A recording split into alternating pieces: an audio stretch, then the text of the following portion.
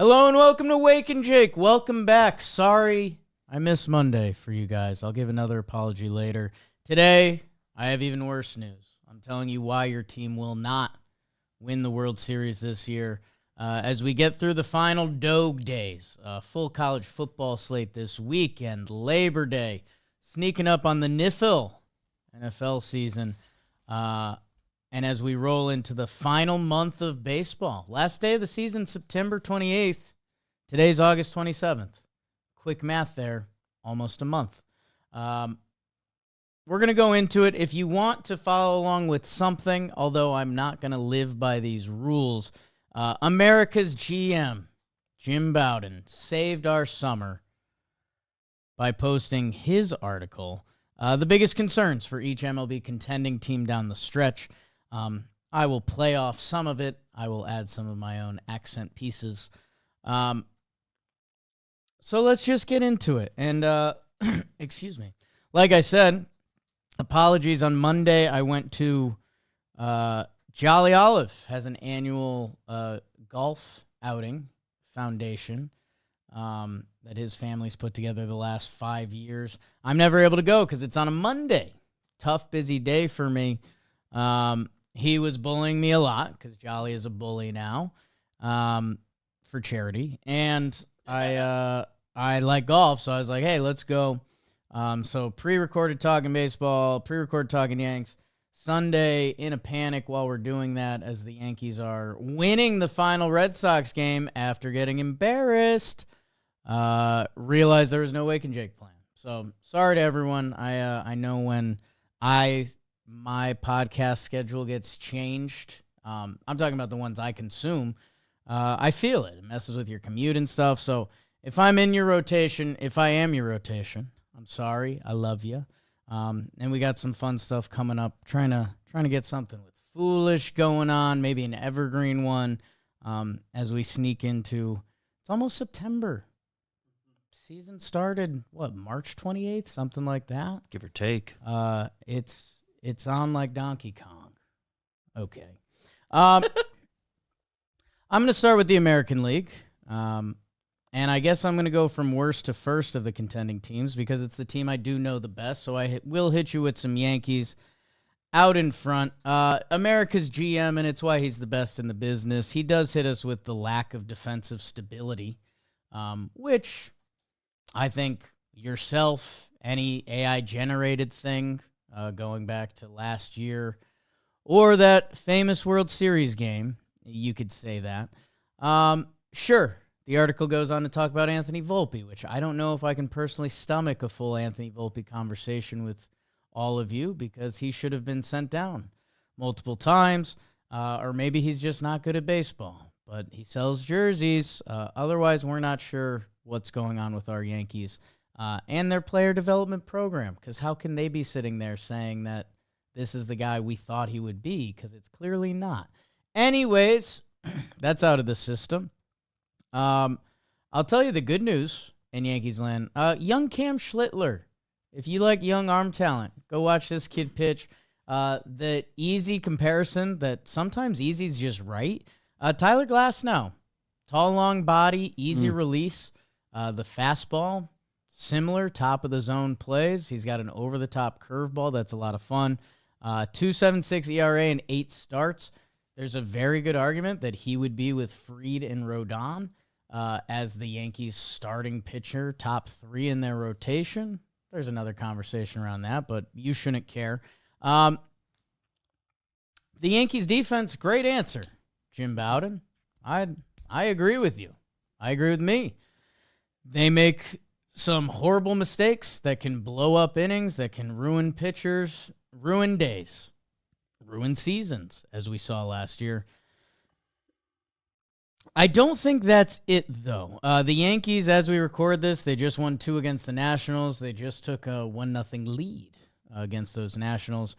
And their numbers on the season, they wouldn't tell you they're crazy good against the bad teams. If you search the expanded standings of teams that are good against the under 500 teams, the Yankees are 11th. They haven't dominated those teams to an umpteenth degree.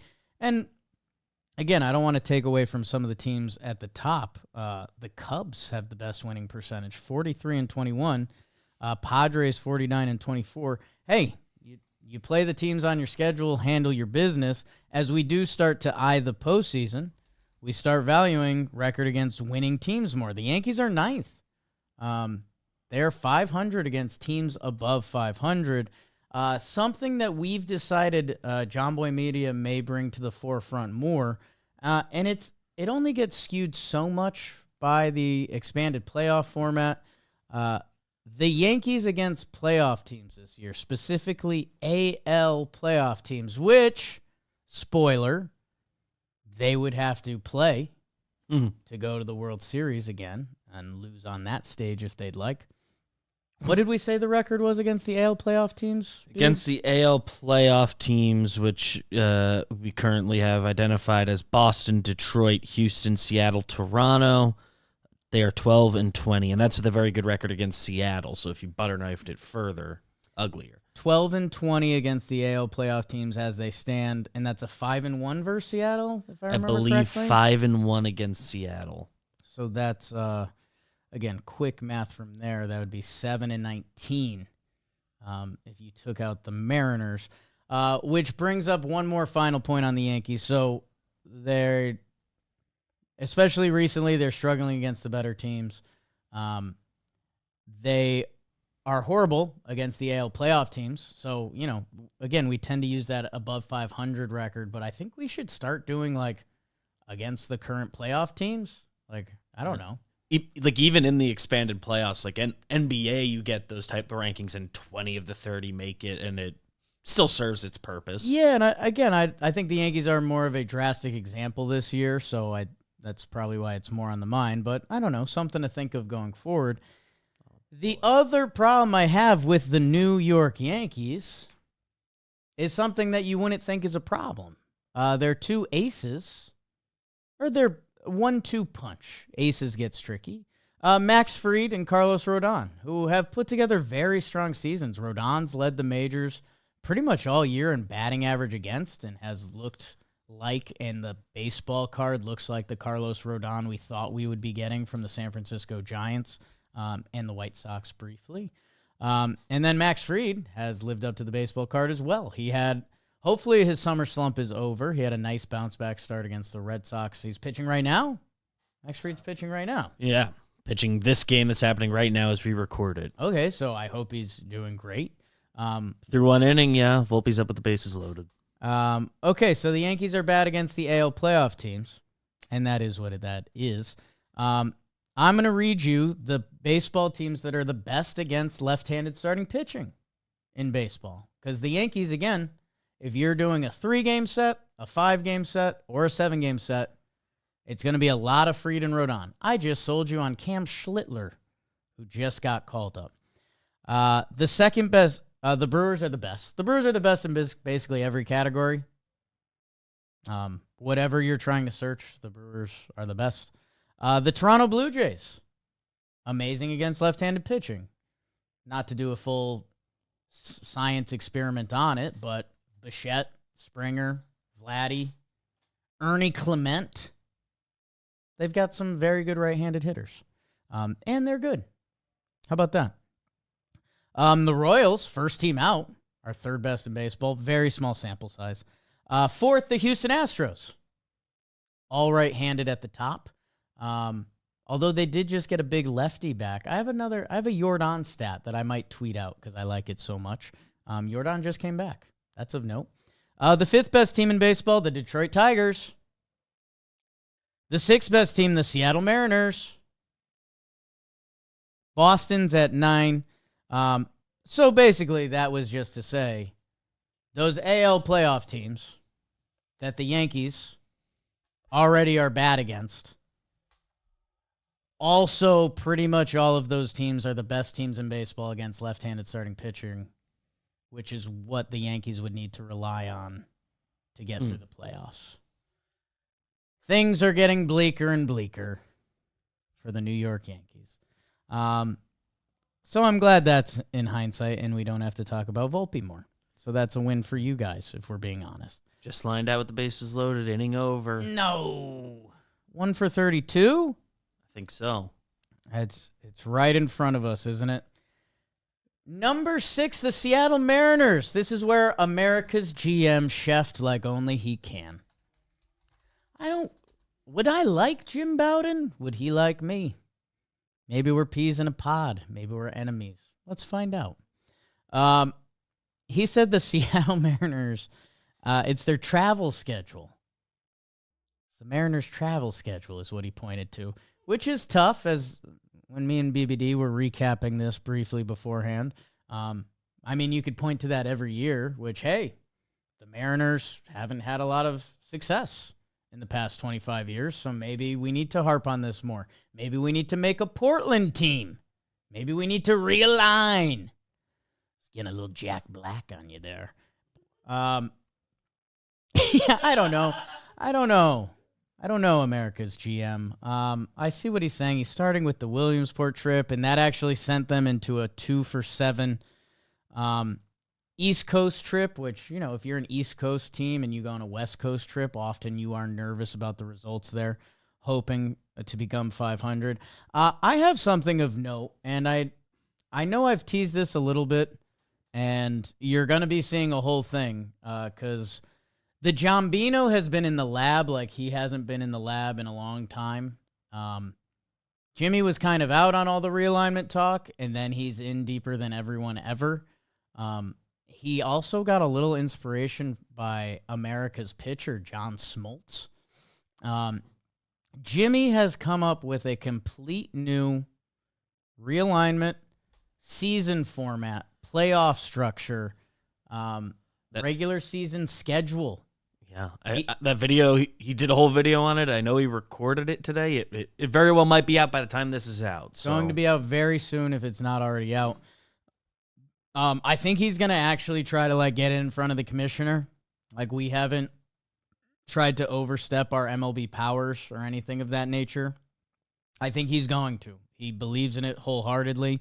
I just let him cook. He was giving me some of it, and it was such a recipe. It felt like if a grandma made a great lasagna and me being like, why don't you add more basil? It just felt like I was jumping in too late in the recipe. Something that maybe should be thought about, because baseball stats are, they're all over the board, and there's outliers, and there's one stat that only 4 teams in the majors are above 500 against this year. Only one stat if you go to expanded standings. And I'm looking at, I'm using Baseball Reference right now. There's 20 columns. This is either going to blow your mind or this is the most obvious thing I've ever said. There's only 4 teams with a winning road record. So, again, I didn't want to get too involved in Jimmy's recipe here. Maybe one of the tweaks that we can look forward to is just more playoff home games. I don't know. It might be too basic. It might not be basic enough, because when playoffs come, we know we shorten the pitching staffs, we shorten the bullpens, that things change enough as is. But I don't know. Would it be crazy enough, as I'm trying to find advantages for these teams that crush the regular season, because I still want the regular season to matter? What if the 5-game ALDS was at home? Just the whole thing. Instead of doing 3 and 2. That's not insane, right? That feels like something that's kind of obvious to do. So I don't know. Just as we keep expanding the playoff format, as we potentially expand teams, just kind of a deep cut, not deep cut at all, more home playoff games in whatever that format may look like. Joe's is naked. Jimmy just poked his head in. Did the Yankees do something, or the boys just out of control right now? The way they're acting, I can't believe would have anything to do with the Yankees. Might be the Volpe line out. It's also picture day. I see a big camera, so everyone's just hyped up. Again, maybe a super basic Jake thing. Maybe that's nothing. As we expand this format, I just want advantages for the teams that do really well in the regular season. Home field is one of the biggest ones we can provide year in, year out. Like, there's never an MLB season where it's like, oh, road teams crush this year. Yeah. Like, every now and then you get an outlier team. Like, I remember the Astros a couple years ago were bad at home and decent on the road. It was like their first time under 500 at home. But, like, year over year, teams are worse on the road. And maybe that's America's GM's Jim Bowden travel theory. Maybe there's something to home field and just building your team around your stadium. Maybe it's just home field matters. NBA has gone pretty far away from home mattering. OKC just dominated this whole playoffs. But they're just really good. I know it's driving Bill Simmons nuts this postseason that he was like, yeah, home used to be the most important thing. I don't know. Just something to put in the back of your heads for now. The Seattle Mariners, I'm worried about them being too right-handed pitching-wise. I just do think you need different looks come a postseason. And all of their starting pitchers and their highest relievers all being righty, that if you run into, like, I just talked about everything that's wrong with the Yankees. I think the Mariners would be their best matchup. Yes, they won the season series. The Yankees can put a lefty stack in their lineup that I think they'd be able to deal with that. Maybe America's GM is right with the travel. I love the Seattle Mariners. I really do. Like, this roster they've put together, maybe another high-end reliever, and maybe they kick one of those great starters to the bullpen, and there's your high-end reliever. So it almost feels like if the Mariners don't have any juice this year, when are they going to have juice? Jim Bowden's going to point to the travel, and if that's what takes them down, that's going to take them down every year until we realign. Oh, yeah, and today's episode is sponsored by Roe. Roe Sparks are prescription treatment that contains sildenafil and tadalafil. Roe Sparks help you stay in the moment longer and enjoy intimacy without worrying about timing. Important. They connect you, Roe does, with a medical provider, 100% online, no awkward combos. If approved, treatment ships directly to your door. Just let Roe Sparks dissolve under your tongue, and in just 15 minutes on average, Roe Sparks get to work. Roe Sparks help you stay in the moment longer and enjoy intimacy without worrying about timing. New sexual health patients get $15 off Sparks on a recurring plan. Connect with a provider to roe.co/wakeandjake. That's right, to find out if prescription Roe Sparks are right for you.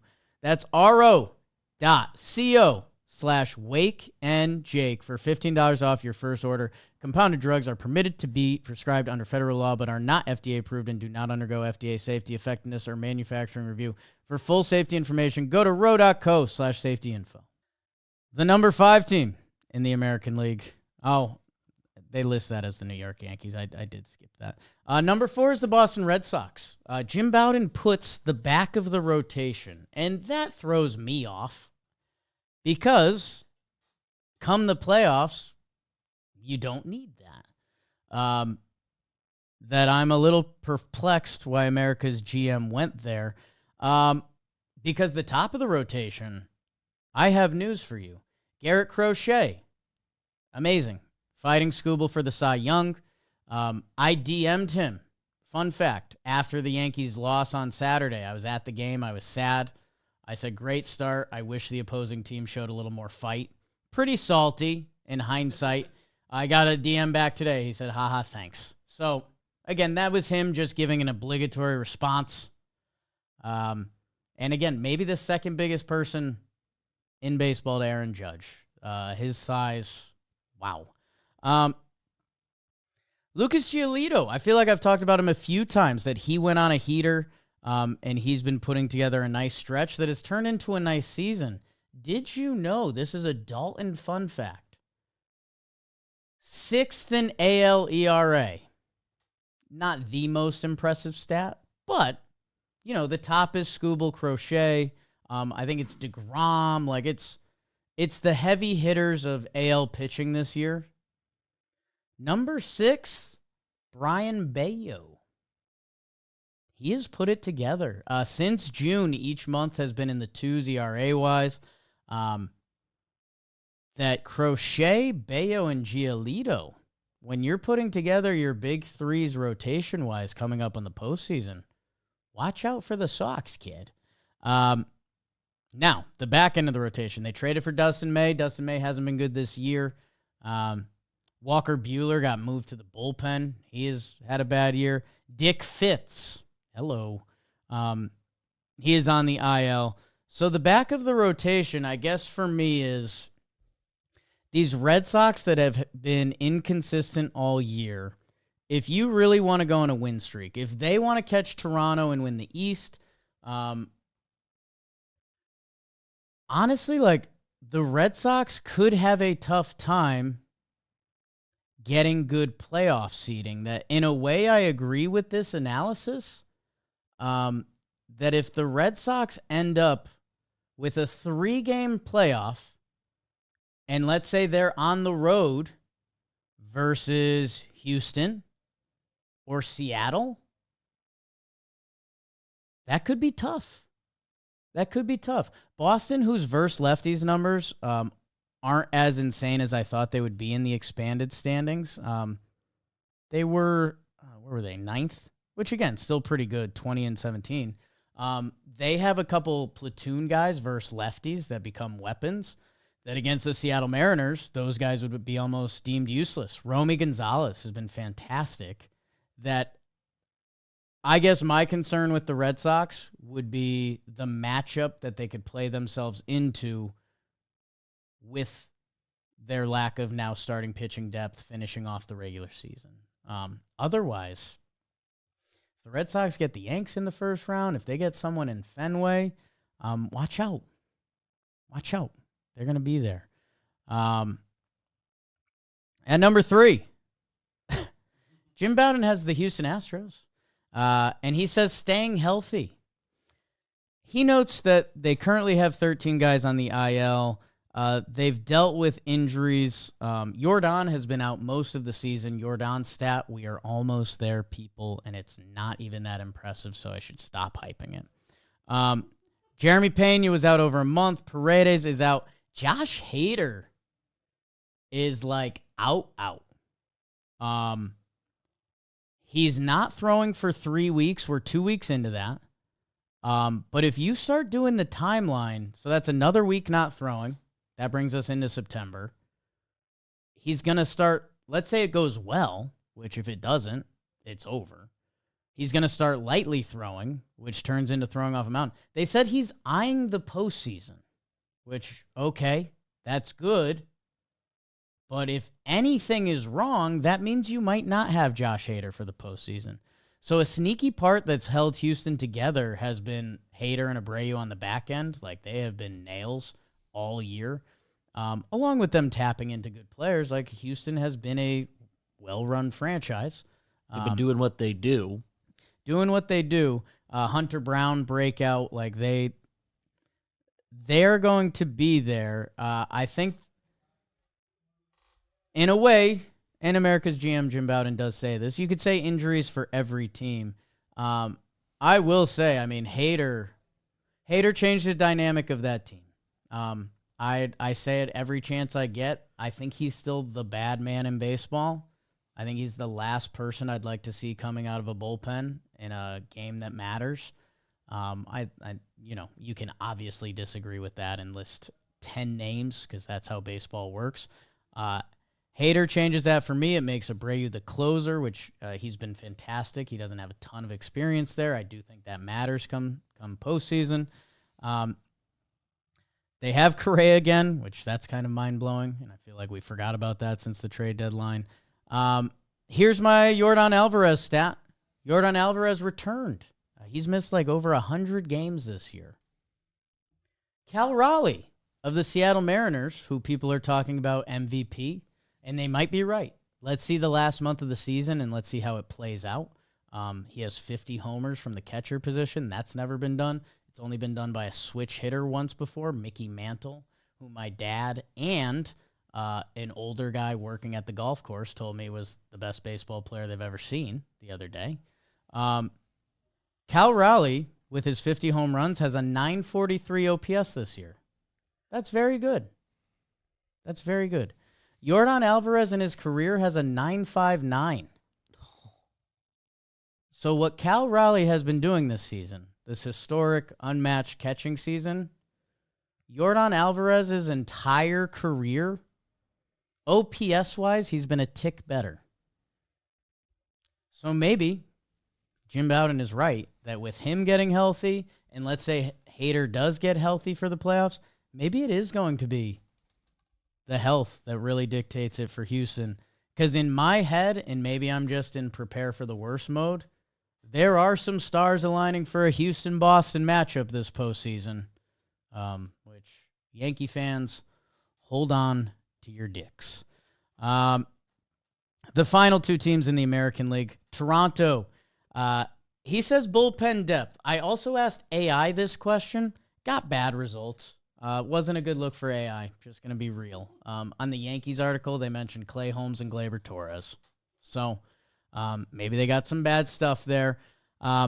America's GM said bullpen depth. The AI said starting pitching consistency. I think they're going to have starting pitching by the time they get there. Shane Bieber announced himself on the scene. Gossman has been doing it for years. Barrios and Bassett have had different ups and downs with that team. A little more consistency from Bassett. And Max Scherzer has pitched well for the Toronto Blue Jays this year. That I guess it could be some interesting decision-making for Toronto and Schneider and the whole team. The offense has felt revolutionary this year. I mean, kind of Brewers light. Like, if the Brewers didn't exist this year, how much more we'd be talking about the Toronto Blue Jays. I think it would be a lot more. Jeff Hoffman has been kind of the guy that solidified the bullpen. 28 out of 35 saves. I kind of thought those numbers would be a little better. What do I think will stop Toronto from winning? Honestly, I think it would be running into teams with more experience.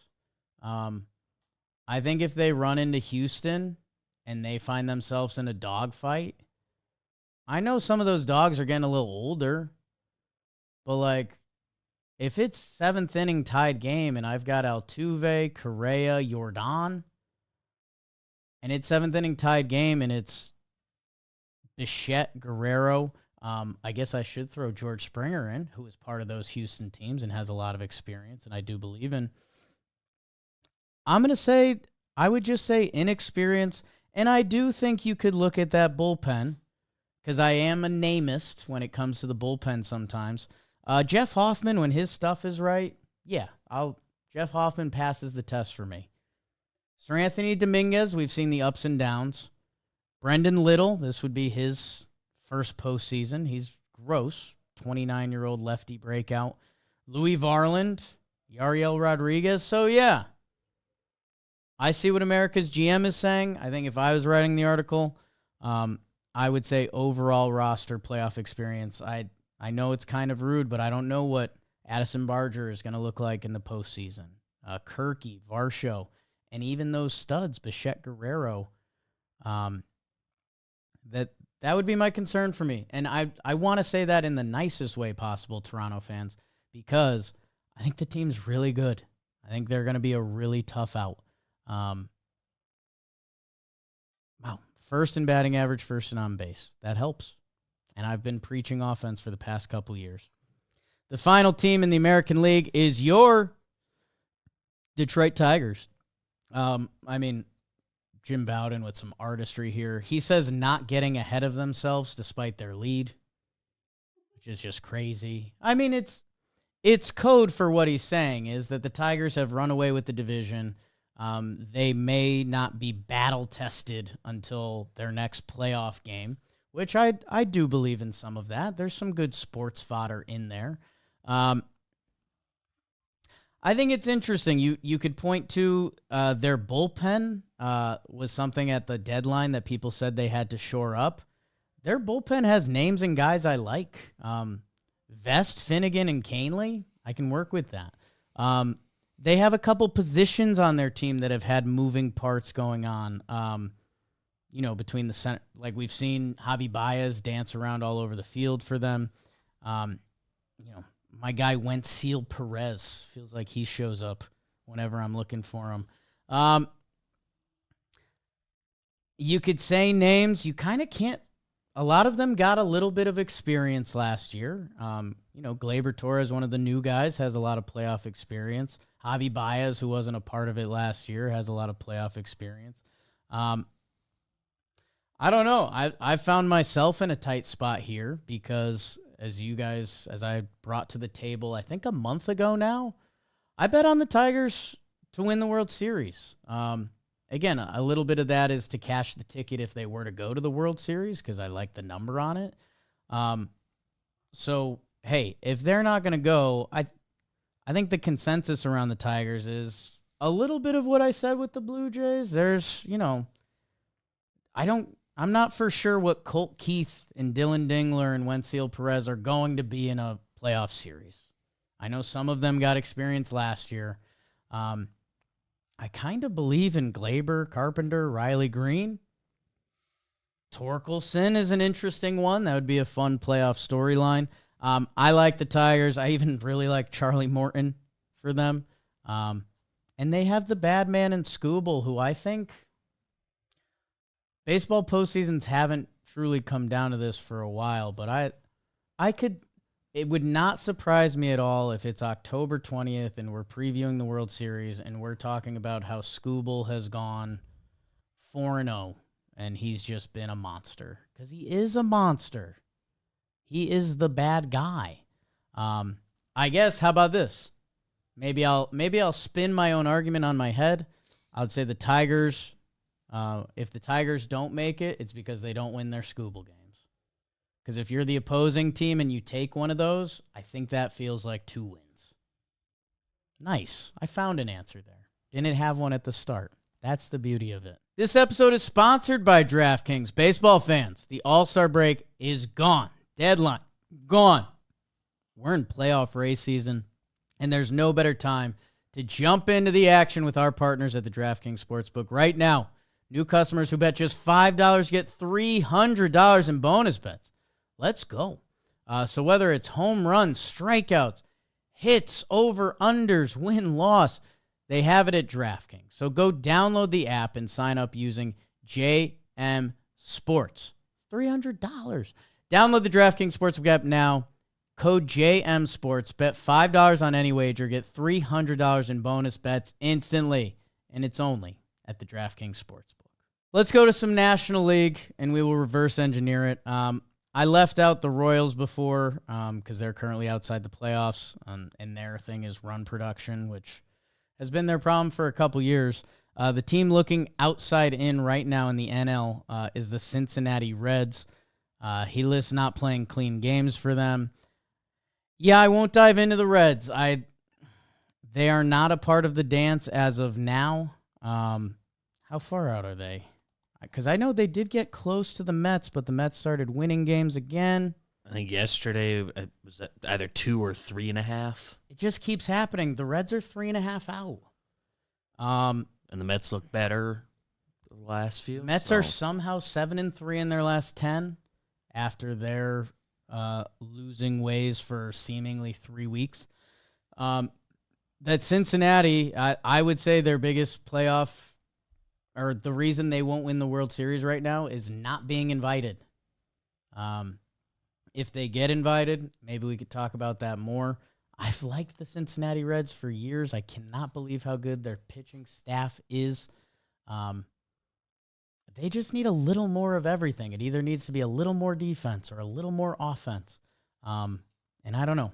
3.5 back of the New York Mets with a month to play could be tough.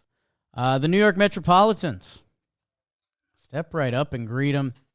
They listed the bridge to Edwin Diaz. They traded for Helsley. We know that was a tough start for him. I mean, they traded for a lot. Gregory Soto, Tyler Rogers. And they still have some guys that were there between Garrett, Rayleigh, Stanek. Here's what I will say. For the Mets, when they got off to their hot start this season, and I talked about it here a little bit and on Talking Baseball, like the Mets got off to an amazing start, and it was like, what do you do with this team? Like, when the trade deadline does roll up, is it a starting pitcher? Is it bullpen? Is it a big add to the lineup somewhere? What they ended up doing and what they needed, and where I was at the time, pat on the back, was the bullpen. Because even though their bullpen early on this season was pitching well, they got overused, and it's by their rotation not going long. You guys probably know at this point, there's a ton of stats about the New York Mets and their rotation not going long. Like, without David Peterson, they'd have done nothing. Is that a Judge homer? Judge homer to dead center. His 41st of the year. And the Yankees, just like that, are back, and Judge is MVP. 3-0 Yanks. I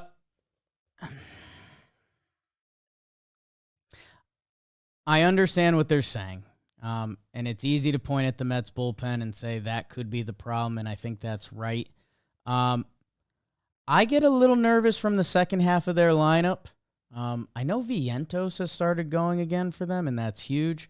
Like right now at catcher, it's Terrens, Mullins, Beatty's listed as the third baseman, Vientos at DH. I guess there's some decisions that have to happen down there. I think the Mets pitching is going to find a way, which that might blow some people's minds right now. They just called up another top prospect, Jonah Tong. Believe so. Which there might be 11 of you out there that know the show Jonah from Tonga. A very popular show with my two roommates I lived with in Dallas for a year. I think the show got kind of canceled. It definitely teetered the line of HBO at the time. It's one of those shows where one guy plays like 5 characters, and he's a white guy trying to fit in like an Islander school. Okay. Some very funny episodes. That's all I'll say. It's very dumb watching with your friends humor. But yeah, if you get a bored moment, and if it's still out on the internet or HBO somewhere, Jonah from Tonga. A little bit of a wild watch. It was the same guy. He had another famous show. Okay, now I'm in it. Jonah from Tonga. Such a bad search. Summer Heights High. Okay. Does that ring any bells for you or no? Not for me personally. Chris Lilly. Summer Heights High. Summer Heights High was a big thing. This was like, I forget if this was the spin-off. Some people really like Summer Heights High. This is hitting a chord with some of you, and some of you just want to hear me talk about dumb baseball. So I will. On the topic of the Mets in that bottom of the pen, or the order rather, my favorite show on earth is John Sterling's Saturday afternoon radio show. Sure do know that. Did a segment talking about the Mets, and top 6 of their order is tremendous. Bottom 4, all the kids they play, they have one thing in common. They're not great hitters. That's a Sterling? Yeah. Hey, man, sometimes Sterling, Susan, they shoot the truth. I like the names the Mets added and the different looks out of their bullpen that, I don't know, of the bullpens we've seen come together in previous postseasons, I could see this one super working. Like, I'm not out on Ryan Helsley after 5 bad games. And he can be kind of bad for the rest of the regular season, and I could see him clicking in the playoffs, and sure, you throw that hard, you got room to work with. Man, Mets are going to be a pitching puzzle in the postseason. And Belly homer too, by the way. Belly homer? Oh yeah, back to back. Yanks are so back. The San Diego Padres. This one was one of the more interesting ones for me because I think there's an argument right now that the Padres are the most well-rounded team in baseball. I like their rotation, soup to nuts. I like the lineup, top to bottom, and how could you not love the bullpen? The bullpen you have to throw out. If you don't believe in their bullpen, then you believe in nothing.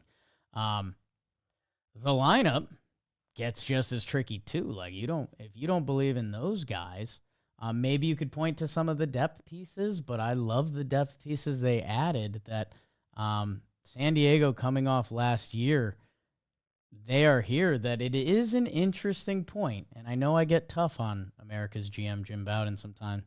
He said the rotation. I didn't fully appreciate where Dylan Cease's full year is at. I kind of thought he kicked into gear in the second half.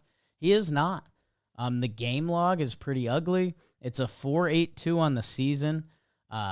So when the postseason does get here, Pivetta has been their best pitcher all year, which he deserves credit. And if you read the tea leaves on it, year after year, his numbers outside of Fenway, a little Eovaldi, right? Like Fenway's a really tough place to pitch.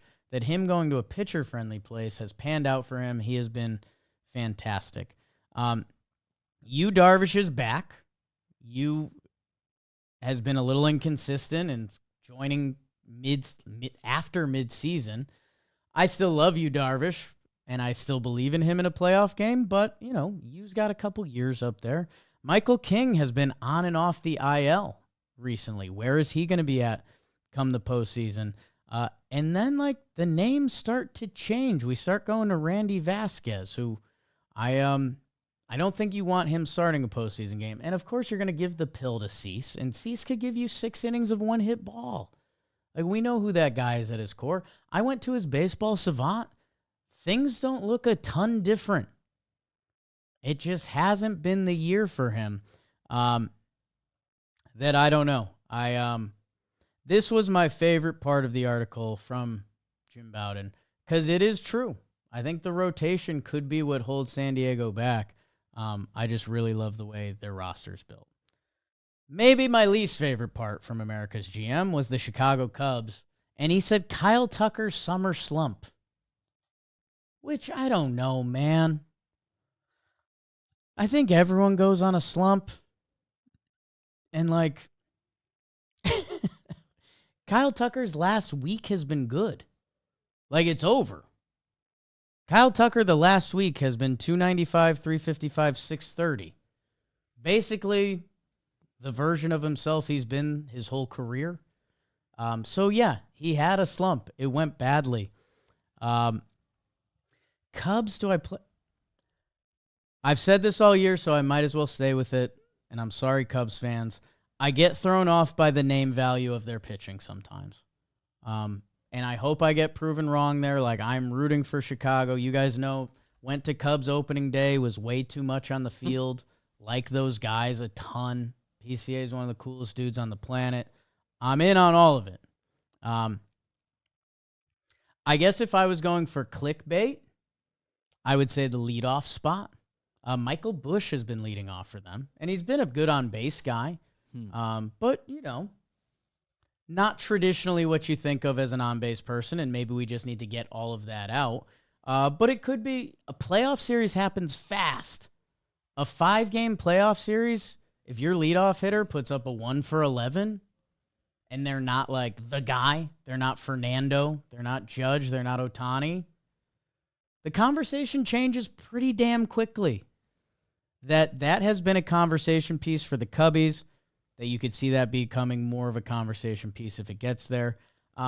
My thing is the name value from the bullpen. Although I know Brad Keller has been great for them and put him in the bucket of okay, the starting pitching thing didn't click.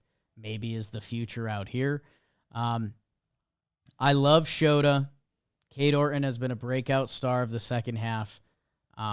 There just could be a weird thing where if you look at the Cubs in a 3-game playoff series and it's Shota, Boyd, Horton, that in a couple years that can feel a lot different than the way they're performing. So I don't want it to be shots fired at those guys, and I owe Matt Boyd an apology because, my God, he has been good. But when I look at the Cubs, that's what my eyes see. They're at number 4 in the NL. The NL is so much better. I know it's been the conversation all year, but the Padres at 5 is crazy. Number 3 is the Los Angeles Dodgers, your super team of this season. I think America's GM has it right that he says the bullpen. I think you could tie in the bullpen and health.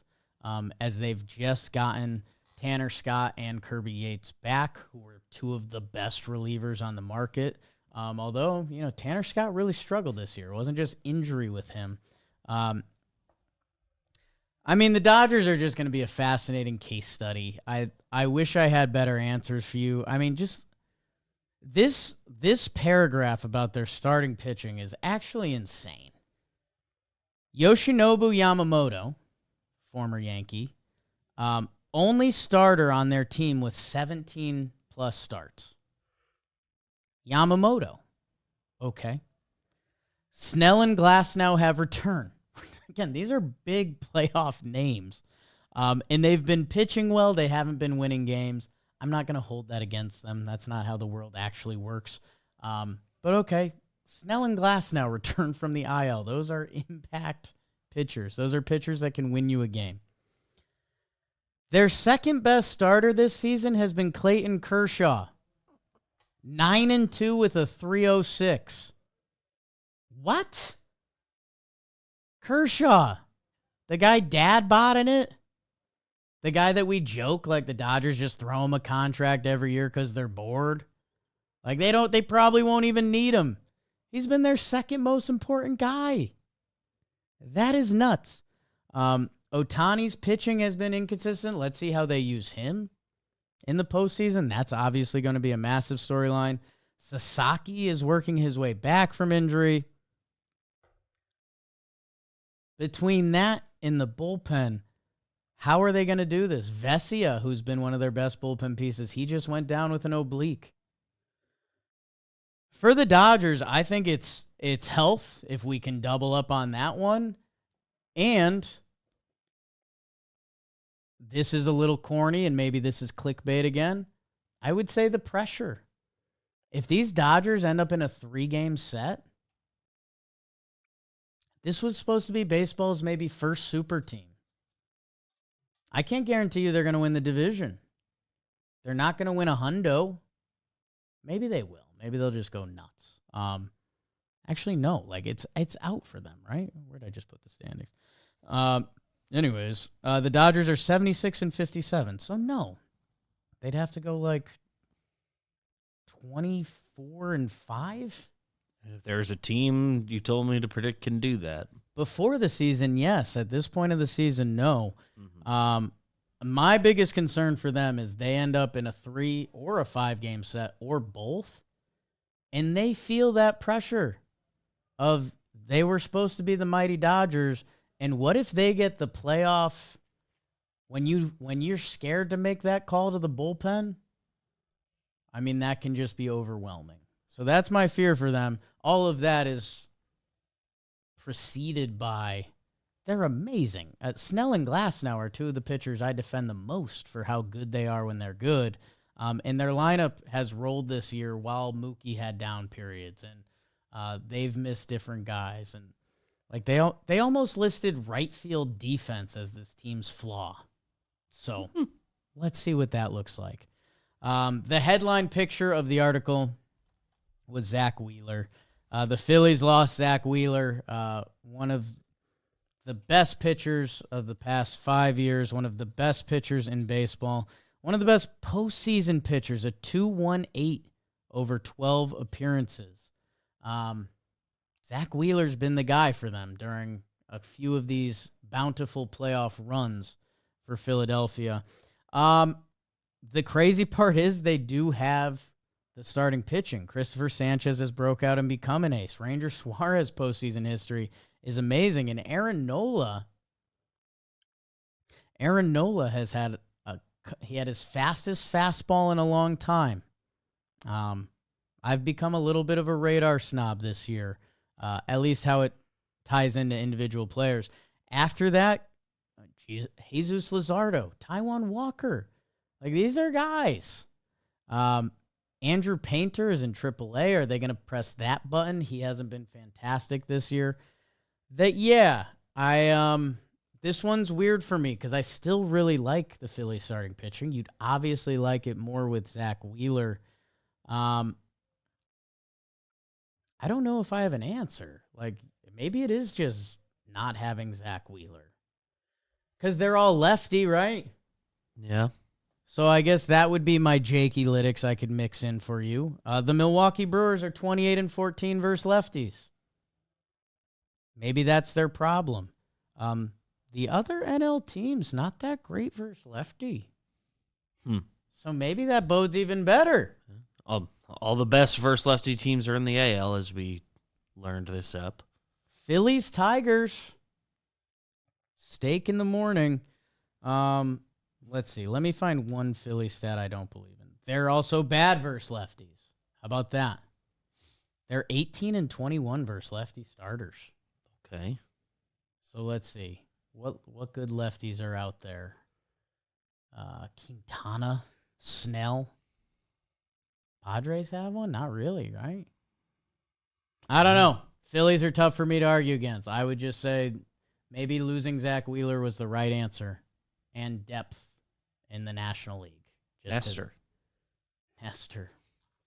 How about Nestor? Good to see you.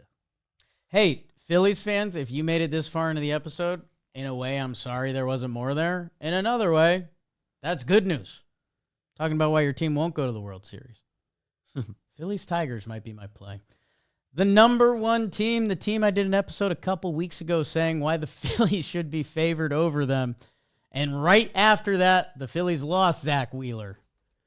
It's the Milwaukee Brewers. I did my whole spiel. It's experience. It's what Bowden pointed to was lack of home run power. I think they're 18th in baseball, or 19th, in isolated power. What the hell? That's just a stat to have stats, if we're being honest. I could also point to the bullpen. McGill has had a couple slip-ups lately that if that becomes a conversation point, that's something that can get loud quick. I could say that for every closer in baseball. Man, they're just so good in everything. They're second in runs scored. They're second in stolen bases. They're third in ERA. They're fifth in defensive runs saved. Peralta, Brandon Woodruff's numbers that I've run through with you guys a few times, he has an argument to be a top 5 starting pitcher over the past 5 years or so. He's missed some time, sure. Mizorowski's had some slip-ups. That's going to be an interesting storyline come the postseason because he was the all-star and he's the phenom, and how are they going to use him? So that will be interesting. You could say star power. Yelich has been the guy and continues to be the guy. Chiriot was supposed to be next. He had an injury. He was having his second half breakout. William Contreras is a star of his own right. That it's really tough to point out the flaws with this Milwaukee Brewers team. Basically, a couple weeks ago, or maybe it was just a week ago, I did a power is power thing where I just preferred the Phillies to the Brewers.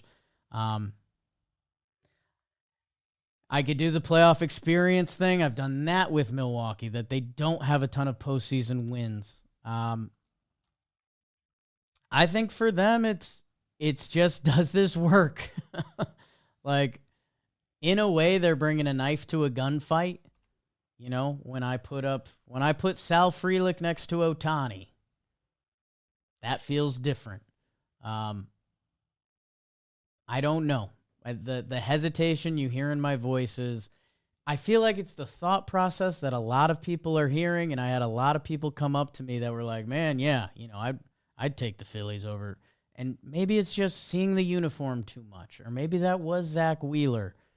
Like Brewers-Dodgers, if a 5 or 7 game series happens and the Dodgers are healthy, are you going to go to the DraftKings Sportsbook and put your money on Milwaukee? I just don't know. Everything from this season would say yes. I mean, they almost now have the same problem as the Dodgers, where the expectation is up here. These aren't the punchy Brewers. These aren't the will they make the playoff Brewers. These are the best team in baseball for the final 2 months of the season, Milwaukee Brewers, that the pressure could become real. And maybe that's what gets them. Maybe it doesn't. And I kind of, as I've said before, I'm going to root for the Yankees. If you're looking for another team to root for the Milwaukee Brewers, because they play the game the right way. They have tall guys. They have short guys. They have switch hitters. They have versatile players. They have speed. They have contact. They have power. They've done everything this year. They have bullpen. They have starters. This is the recipe that absolutely should work and you should root for if you're someone that if you're also frustrated with how the Yankees play, just try to hit home runs and mash and don't care about baseball. It's the opposite, and it's working in Milwaukee. So, God, a little Milwaukee passion to get you through. A follow-up apology for missing Monday. We're going to have some foolish coming up for you. You guys are the best. We appreciate you. See you Monday.